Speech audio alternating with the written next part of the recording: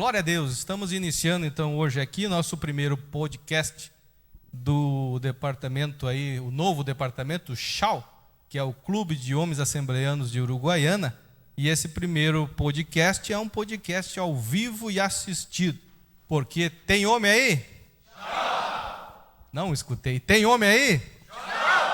Glória a Deus, tem homens e homens de Deus, né? Homens assembleanos de Uruguaiana, que se reúnem uma vez no mês, depois da Santa Ceia, na segunda-feira. E hoje, em especial, então, nós vamos fazer aqui um podcast bem dinâmico, conversando, uma conversa bem franca aqui, bem tranquila, com o nosso pastor Leandro. Mas, como eu falei, eu não vou entrevistar o pastor hoje. Hoje eu vou entrevistar o Leandro da Silva, né? Nós temos o privilégio e a disponibilidade do nosso pastor de estar aqui hoje. Já quero agradecer desde já e cumprimentar com a paz do Senhor, irmão pastor Leandro. A paz do Senhor ao presbítero Maurício e também a todos os nossos irmãos que aqui se encontram. Amém. Então, pastor, nós gostaríamos de começar aqui uma conversa bem tranquila, já perguntando como foi a sua infância, né? Porque nós sabemos algumas coisas sobre a sua vida, mas não sabemos detalhes. Hoje aqui nós queremos descobrir detalhes, né? Então, uma conversa bem tranquila. Como é que foi a sua infância, né? Em Juí, né? Em Ijuí, começamos no bairro Pindorama, né? Meu avô morava na rua, numa avenida, né, que ia até o centro, vai até o centro, e por ali eu, né, tive os meus primeiros tempos. Depois atravessamos a rua e fomos para o bairro Tomé de Souza. A minha infância, adolescência se deu no bairro Tomé de Souza. Já é um bairro, antigamente era perigoso, inclusive, né? Mas naquela época já estava bem mais tranquilo. E ali a gente viveu como criança, brincando no barro. As ruas ainda não eram nem calçadas, né? E ali convivemos com muitos amigos, estudava longe, dava uns 5 quilômetros, ia a pé, né? E lá, como não é como aqui, eu lembro muito bem das botas de borracha que tinha que usar para poder atravessar a rua, né? Porque a sarjeta é bem mais funda do que as ruas de Uruguaiana e a água escorre com mais facilidade. Mas tenho boas lembranças, né? Viveria tudo de novo, com certeza. É muito bom relembrar desse tempo. Glória a Deus. Mas para aqueles que não sabem, então o pastor até tem a minha idade por acaso, né, pastor? Nasceu em 74, né? Tem 49 anos, casado, uma filha já casada, né? Eu não completei os 49 ainda, né? Ah, exatamente. Daqui um mês eu... Então eu sou mais velho, então... Pastor, me diga uma coisa, como na adolescência, foi uma adolescência normal, né? Normal. A sua casa, o seu lar, lá, a sua família, já era uma família cristã? Sim, nasci num lar cristão. O pastor Agemiro, na época, era um diácono da igreja.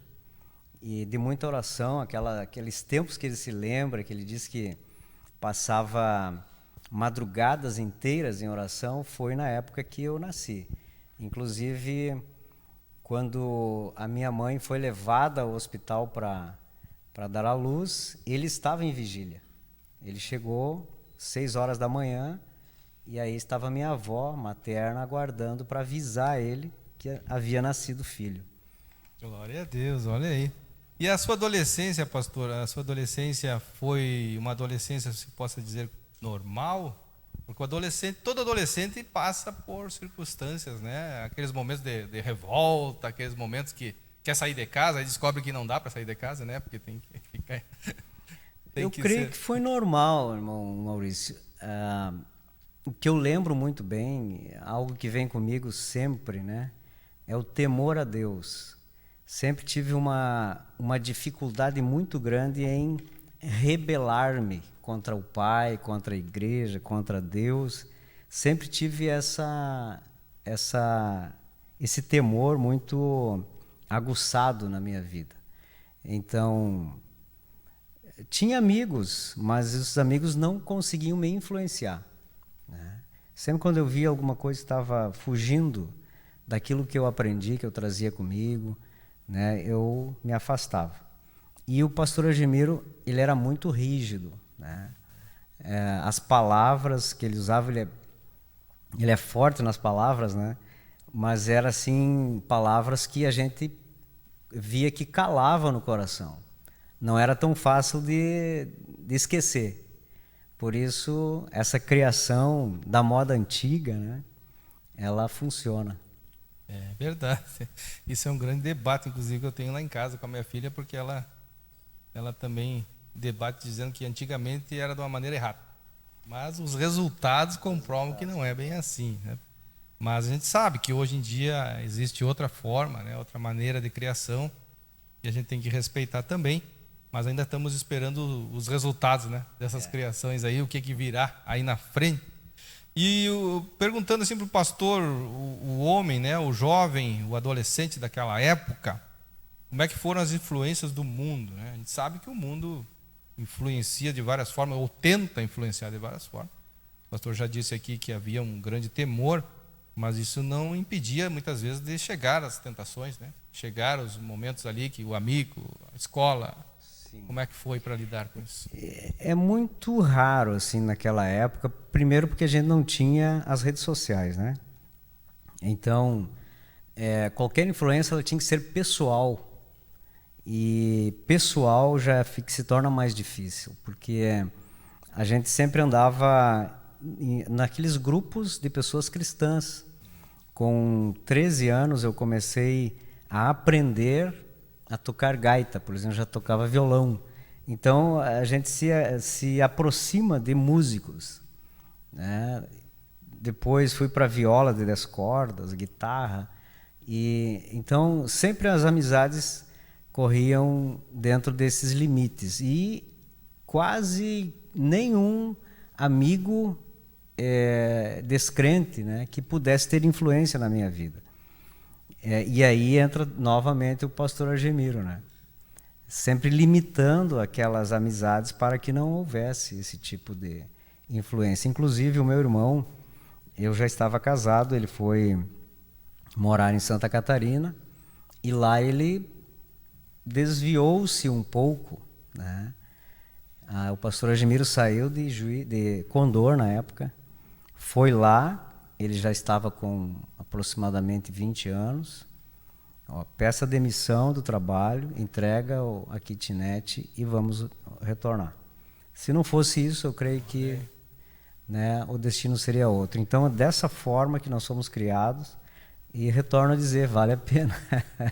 Deu certo. Então fica bem claro aí que o chefe da casa, né, ele tem que exercer o seu papel. E hoje em dia a gente vê uma grande dificuldade nessa parte da sociedade atual, né? Exatamente. Parece que as pessoas esqueceram qual é o seu papel. Cada um exercendo o seu papel, a coisa funciona. Eu lembro que a minha casa, a minha mãe era muito rígida, até mais rígida que meu pai. Mas, ao mesmo tempo, era ele que dava a palavra final. Então, mesmo não sendo um lar cristão, funcionava porque havia uma liderança e havia aquele que puxava. Mais de um, os dois puxavam. Sim. Então, hoje parece assim que ninguém quer exercer esse papel, né? O papel de ser o cabeça, de ser o orientador, de ser aquele que vai dar, como o pastor fez lá, de chegar lá e dizer, não, vamos mudar tudo isso, está indo para um caminho errado, vamos acabar com isso, né? Ele saiu de Condor para que não tenha dor. Né? Isso. Um trocadilho. Pastor, vamos entrar num tema aqui que nós não sabemos nada, né? Quando que o pastor começou ou teve as suas primeiras namoradas? Barbaridade. Se teve, né? Não sei, né? Eu estou chutando verde aqui para ver se sai algo. Agora o irmão me fez lembrar de uma noite que nós dormimos lá em Barão do Cotegipe, né? Barão do Alceu. E eu contei uma história para o irmão seu e ele tem essa na manga, né, contra mim. Se eu contar o resto aqui, daí aí vai perder. Eu perco a liberdade, né? Não, irmãos, eu conheci a irmã Ana quando eu tinha 16 anos, né? Ou em dezembro eu faria 17 anos. Casei com 18 anos. Então foi muito rápido. Eu entendo que tudo foi um agir de Deus. Uma certa ocasião eu contei aqui para os adolescentes ou jovens, não sei. Aquele grupo de pessoas que nós já tínhamos amizade ali dos 15 em diante, eu já estava em outra cidade, né? Diminuíram ainda mais. Mas eu tenho um primo da minha idade, que foi aquela pessoa que a gente sempre andou mais junto. E a tendência era nós seguirmos o mesmo caminho, né? Porque a família da minha mãe sempre foi uma família muito boêmia. E hoje a realidade é totalmente diferente. O meu primo esse é um alcoólatra, né? Não se casou até hoje, vive aquela vida entre lugares de reabilitações, assim, Centro de reabilitação, né? Retorna para casa um tempo, então, da minha idade. E a minha realidade é bem outra, né? A gente se conversa hoje muito raramente, mas eu me dói, né, de ver isso aqui, porque é um primo, um rapaz muito querido. Tivemos muitas experiências juntos, inclusive dentro da igreja, e os caminhos foram diferentes. Antes de conhecer a irmã Ana, com certeza aquele negócio de adolescente, eu tocava a guitarra, né, a gaita. Então era isso músico, né? Chamava a atenção das pessoas, mas... Tinha bastante cabelo também, né, pastor? Bastante. Já viram foto, né? Já vi. Já. Só vendo foto, né, para nós acreditar, mas a gente nem viu. Eu não acredito às vezes. Mas assim, aquele temor que eu falei para os irmãos sempre me limitava. Então, andei na linha. Glória a Deus. E como foi esse início de namoro? A irmã Ana não é do Rio Grande do Sul, né? Ela veio para Cruz Alta, ela tinha 13 anos na época, e depois vieram morar em Ijuí. Eu estava em Augusto Pestana. O pastor Geraldino era líder de jovens em Ijuí, com a irmã Lenir, e me disseram, olha, tem uma moça lá que eu creio que você tem que conhecer ela. Oh. E uma ocasião, um congresso de jovens, me apresentaram a Ana, nos conhecemos, mas ela não deu abertura alguma, né? Foi demorar uns 4 meses para mim conquistar, e até hoje a gente tem que conquistar. É bom esses jovens ouvirem isso aí, né? 4 meses só para dar uma abertura, né? Só para começar a conversar, né? E o pai dela, ao contrário ainda, né? Tive que conquistar a moça e convenceu o sogro. Teve alguma dificuldade nesse namoro aí, pastor? Eu sei de uma história aí que o pastor mesmo contou, né? O pai, ele tem essa história aí que eu não lembro da história. Até eu digo para ele, o senhor colocou isso na cabeça e no coração e não tira mais, né? Porque tu estava chorando lá, dizendo que ela tinha te deixado e, né, disse que eu falei a frase, agora que eu consegui, o senhor quer que eu largue. Eu estava chorando, eu disse, até para chorar eu sou difícil, né? Eu não creio que eu... Mas ele falou, está falado. Então, eu acredito nele. E ele disse que tomou uma atitude bem, bem forte, né? Então larga já, né? Já que tá chorando, larga. Se está te fazendo sofrer, não sofra. Pastor, agora falando um pouco do pastor pai, né? Chefe de família, as dificuldades como pai, como ser pai, ser líder também de uma grande igreja como o senhor foram maiores? O senhor acha que foram maiores, foram menores do que nós fora da liderança? Eu creio que as dificuldades são as mesmas, né? Fui pai com 21 anos, bem novo também, e a Tassiana foi criada naquele sistema um pouco mais rígido em relação ao Anthony agora. Mas os resultados também são visíveis, né? São 3 anos que ela já se casou e a gente sempre está muito próximo através das videochamadas, sempre que precisam eles estão nos chamando.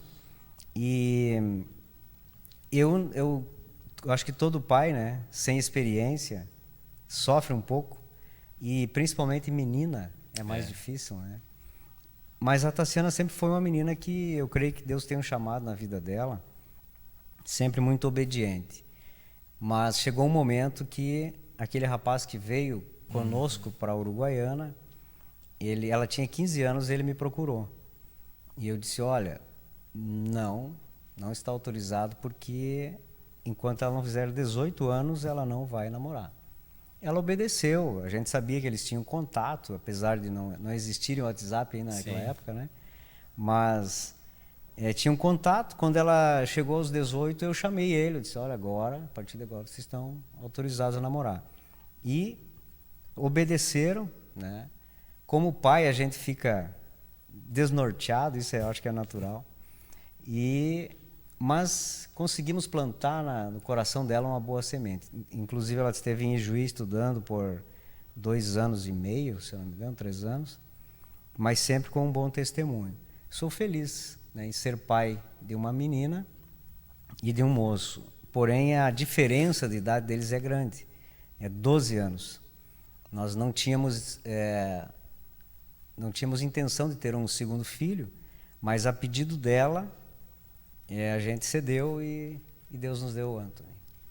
Glória a Deus. Pastor, falando agora um pouco da liderança, né, desse papel que Deus lhe escolheu, né? Quais são as maiores dificuldades para a liderança nos dias atuais? A gente sabe que o pastor Argemiro, desde muito tempo, lidera, mas ele pegou uma outra época, né? Hoje já a gente vê que muita coisa tem mudado, e eu creio que o pastor deve estar vendo ou conhecendo dificuldades novas, né? E muitas das vezes o próprio pastor Argemiro não passou, ou não viu, não vivenciou, e está vivenciando agora, junto com o senhor. Teve uma ceia que o pastor Argemiro falou que ele já não serve para pastorear essa geração, né? E a gente conversa muito sobre isso, porque a Assembleia de Deus, ela vem de um sistema chamado episcopal, né? Que é um sistema mais autoritário. O pastor presidente, ele tem total autonomia, isso é estatutário hoje. Qualquer pastor, ele tem essa estabilidade estatutária. Mas eu, estudando e observando, os irmãos sabem que eu sou quieto, né? Observo muitas coisas, analiso, a gente vê que isso não funciona mais. Então, a mistura que eu tento fazer é misturar o episcopal com o sistema diaconal, que é mais usado nas batistas, nas presbiterianas e outras igrejas assim. Então, essa mistura tem auxiliado a liderar, né? Uma coisa que eu vejo que é uma das maiores dificuldades hoje é as pessoas quererem se ligar mais ao pastor, ao líder, do que a Deus. E essa é um cuidado que eu tenho muito grande para não acontecer isso. A gente já atendeu igrejas, juntamente com o pastor Argemiro, e viu o que a gente chama de as viúvas do pastor que saiu, né? Porque fica se chorando a saída, lamentando o porquê, né? E se uma igreja está abalizada em Deus, em Cristo, o pastor pode ser transferido, pode sair, pode morrer. Infelizmente, alguns pecam e têm que se retirar, mas a igreja permanece firme. Essa, eu creio que é uma das maiores dificuldades do homem hoje, do líder, porque é natural, há um desejo de ser querido pela igreja, idolatrado pela igreja. São sentimentos, né, que brotam, e muitas vezes o pastor cai nesse caminho paralelo. E eu creio que aqui está o grande problema, né? Quando a gente consegue se manter nessa linha, né, de levar o homem a Deus, nós conseguimos nos manter firmes diante de Deus. Glória a Deus, até porque eu creio que Jesus ensinou assim, né? Jesus nunca fez muita questão que os discípulos fossem o centro de nada, né? Apenas que eles fizessem aquilo que ele mesmo ensinou, que ele estava ali fazendo algo que o Pai mandou ele fazer. Então, ele nunca quis glória para si próprio, mesmo que ele merece ser glorificado. E, pastor, o que seria hoje para o senhor, assim, o seu maior sonho, falando em liderança? Liderança de igreja. O sonho é, se Deus quiser, né? Porque fora da vontade de Deus, não precisa nem sonhar. É verdade. Se Deus quiser que eu permaneça aqui nesta igreja, eu serei muito feliz. Primeiro porque tem uma igreja amorosa, uma igreja amada, trabalhadora, né? E temos muitos sonhos, projetos para a igreja. E creio que Deus vai nos dar na medida que a gente vai trabalhando, se esforçando, né, juntamente com os irmãos, para Deus concretizar.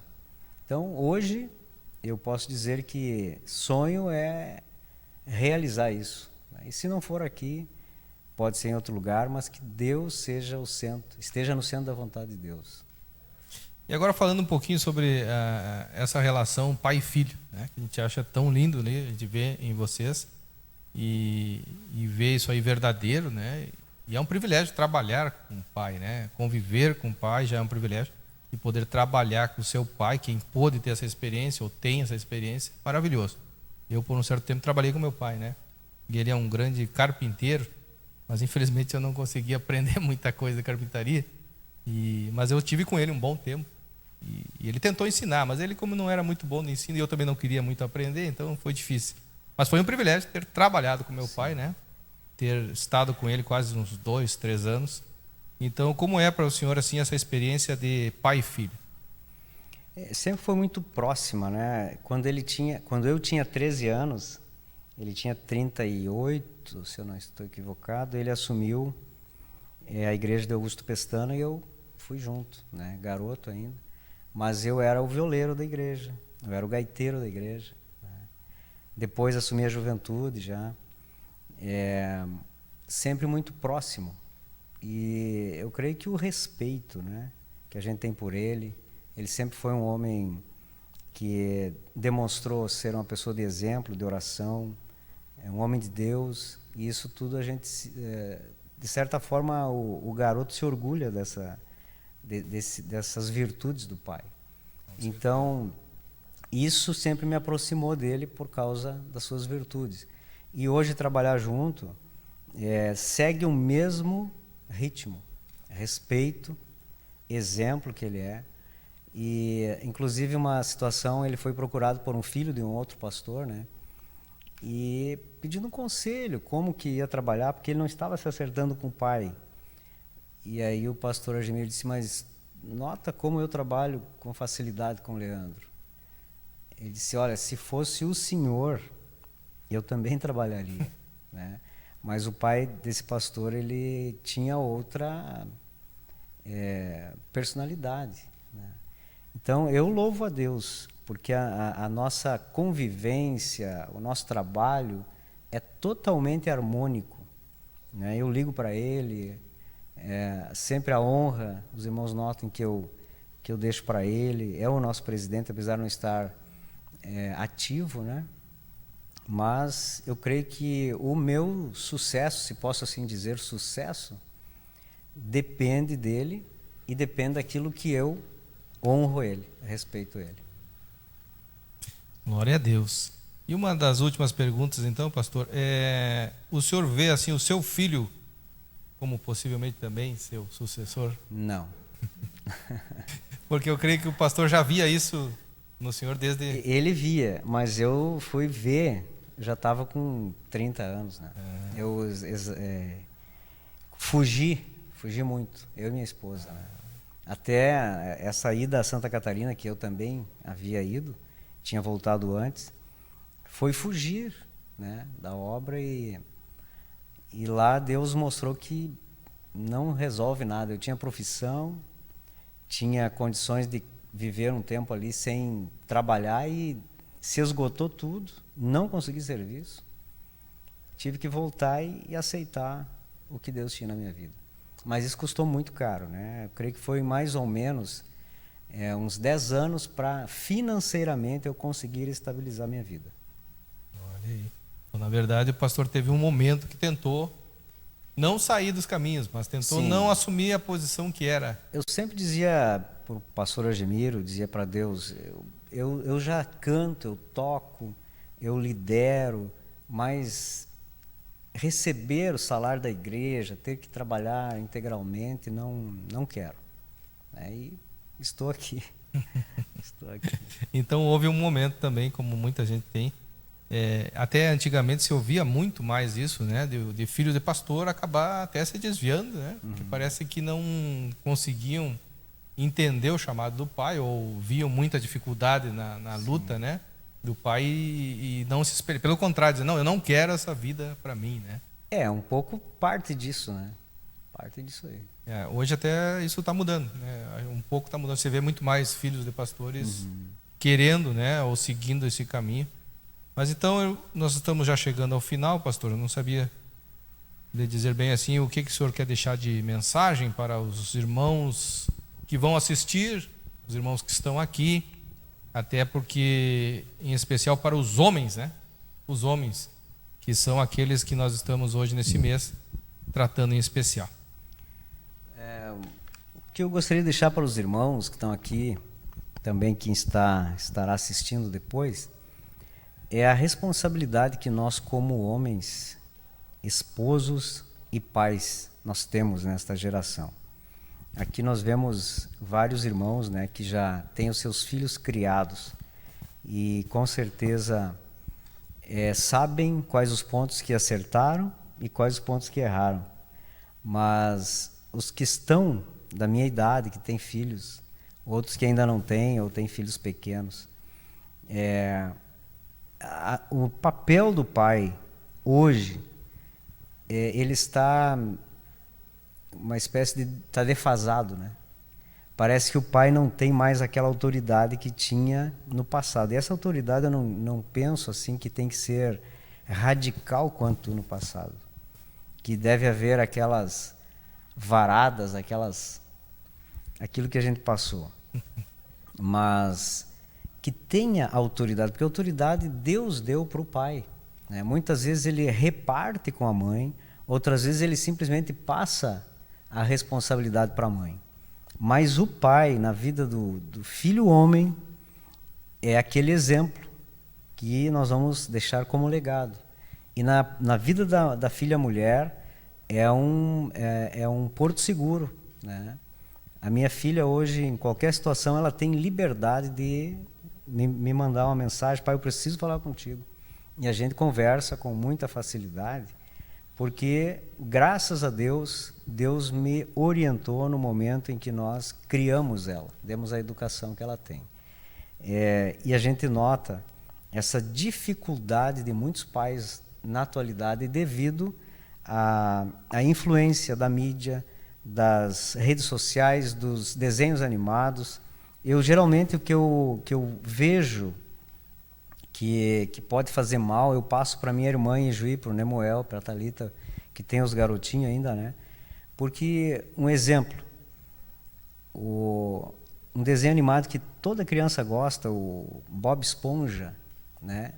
Na linguagem que está sendo influenciada, a linguagem de influência é que o Bob Esponja é homossexual. Nós assistimos o filmezinho e não notamos, mas a criança absorve isso. E muitas outras coisas. Então, o pai tem que fazer a diferença, tem que se colocar no seu papel para que as nossas gerações futuras não venham correr o risco de desandar, né?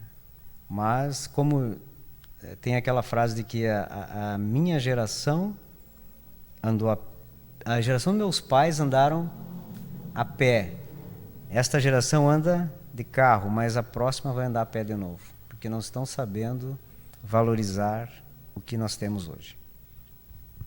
Glória a Deus. Então o Chau agradece a presença do pastor Leandro e vamos mais uma vez perguntar, encerrando esta gravação. Tem homem aí? Chau! Glória a Deus.